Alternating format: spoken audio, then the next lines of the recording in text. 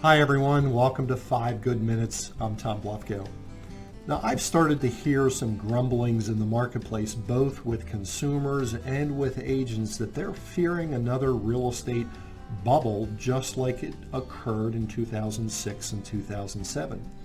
Well, I get their concerns because we're in kind of a different kind of market right now. I'm not sure it's very well founded, and here's why I feel that way. I think if we look at a couple of the economic indicators from today and compare them to what occurred 10 to 15 years ago, it's just flat out not the same. So let's start with the inventory of homes that are on the market right now versus back then. Prior to the bubble, we had an overabundance of inventory, which meant that home prices had to do what? They had to go down. They depreciated. It was just plain, simple supply and demand. Now compare that to what is happening today. And we have the exact opposite taking place in the marketplace. There just aren't enough homes on the market to meet the demand, which is causing homes to appreciate. So what was contributing to that overabundance of inventory back in the day? Basically, it was new construction. The 4 years prior to the crash, builders were pumping a record-setting number of units into the market. Not so today. As a matter of fact, we have had over 10 years of builders backing off on producing inventory for the market. Translation, we're just in a much better position today. So let's look at the mortgage market today versus back then. I hate to say it, but in 2006, lenders were approving people for mortgages that just flat out shouldn't have been approved for mortgages. Lenders today, they still remember that time and are now more stringent in their qualifying standards. No longer can you get 100% financing by being able to walk into a room, chew gum, and fog up a mirror at the same time. So some people are also pointing at the strong appreciation rates that we had last year. And by the way, they were really, really strong.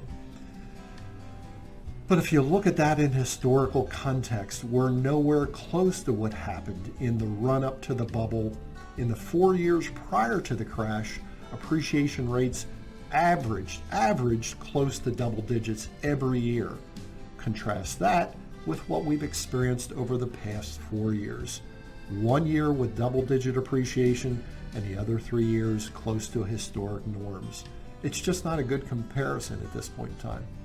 I'm also hearing people say that houses are getting too expensive to buy, just like the bubble years. I'm not sure I buy that argument either. There are 3 components to affordability: prices, wages, and mortgage rates.